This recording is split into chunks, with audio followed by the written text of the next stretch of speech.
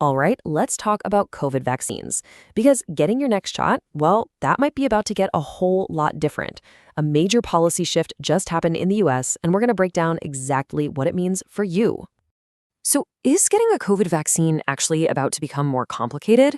That's really the big question on everyone's mind. And believe it or not, this all stems from one single, pretty contentious federal advisory meeting.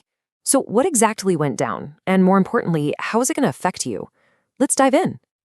Okay, so to really get what just happened, you first have to understand who is making these calls. The story really kicks off with this group called ACIP. That's the CDC's Big Vaccine Advisory Committee. And this committee is a huge deal. I mean, their recommendations, they're basically the foundation for vaccine policy and, critically, insurance coverage for the entire country. So whatever they decide has this massive ripple effect that touches pretty much everyone. And this is where the story takes a really sharp turn.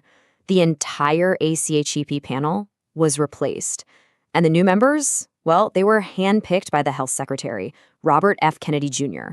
And it's no secret that some of them share his historically critical views on vaccines.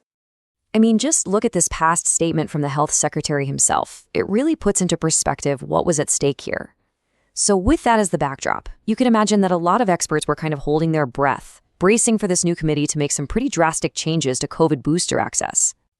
And that brings us right to the committee's first big meeting. And by all accounts, it was, well, chaotic. People who were there described a ton of confusion and some really passionate disagreements. And right at the center of it all were two very controversial proposals. All right, so the first idea was a really fundamental shift in how we do things. Right now, we're all used to a routine recommendation. You can just walk into a pharmacy, get your shot, and you're done. The new proposal wanted to change that to something called shared clinical decision-making. And that, as you can probably guess, makes the whole thing a much more involved process. But honestly, the real fireworks started with the second proposal. This was the big one, requiring a doctor's prescription for anyone to get a COVID-19 vaccine. I mean, just think about that. This would have been a massive new hurdle for millions and millions of people. Yeah, the pushback on that one was immediate and it was strong, even from inside the committee itself. Critics were saying, whoa, hold on a second. They argued this would just completely overwhelm physicians' offices. And what about access? It would create these huge barriers, especially for people who are underinsured or for the nearly 30% of Americans who don't even have a primary care doctor. So, as you can imagine, the debate over this prescription rule got pretty heated, and it all led up to what was easily the most dramatic moment of the entire two-day meeting. The whole thing came down to a single deciding vote. When they called the vote, it was a perfect split, 7-7, a tie. The entire proposal was just hanging in the balance.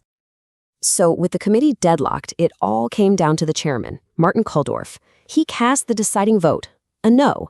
And just like that, the motion to require a prescription failed. It was off the table. Okay, so the big prescription requirement, that failed. But hold on, that doesn't mean nothing changed. Because the panel did go on to approve a different and maybe more subtle change to the rules. Remember that shared clinical decision-making model we talked about?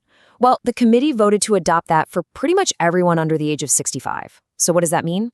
It means instead of a simple, routine recommendation, getting a vaccine is now officially a required conversation. So what does this actually look like for you in the real world? Well, it basically means getting a vaccine isn't a simple in-and-out procedure anymore. You're going to have to visit a clinician, have a specific chat about your personal risks and the vaccine's benefits, and then decide together whether or not to get the shot. And that's not all. On top of that big change, the committee also voted to have the CDC update its information sheets. They want them to include more details about possible risks, though it's worth noting, some critics have described a few of these risks as speculative. The fallout from this new federal guidance was, well, it was swift. It immediately created a whole lot of confusion and a really fractured response all across the country. Right away, major medical groups like the American Medical Association started raising the alarm. Dr. Sandra Freihofer put it pretty bluntly, saying she's concerned because it looks like the new panel is, quote, selectively using data to justify specific conclusions. And here's something you really don't see every day. In a pretty remarkable break from how things usually work, states are already deciding to just bypass this new federal guidance. We're seeing alliances pop up, like one on the West Coast and another in the Northeast, to issue their own completely independent vaccine recommendations. Of course, this all brings up a huge question. Who's going to pay for the shot? Now, if you've got private insurance, you're probably covered.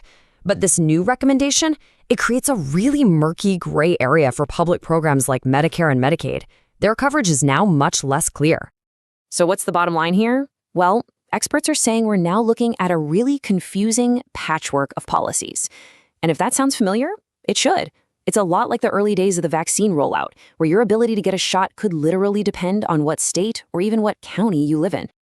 At the end of the day, this whole chaotic meeting and its fallout leave us with a really critical and frankly unanswered question about the future of public health in the U.S. When science and politics collide this directly, who really gets to make the final call?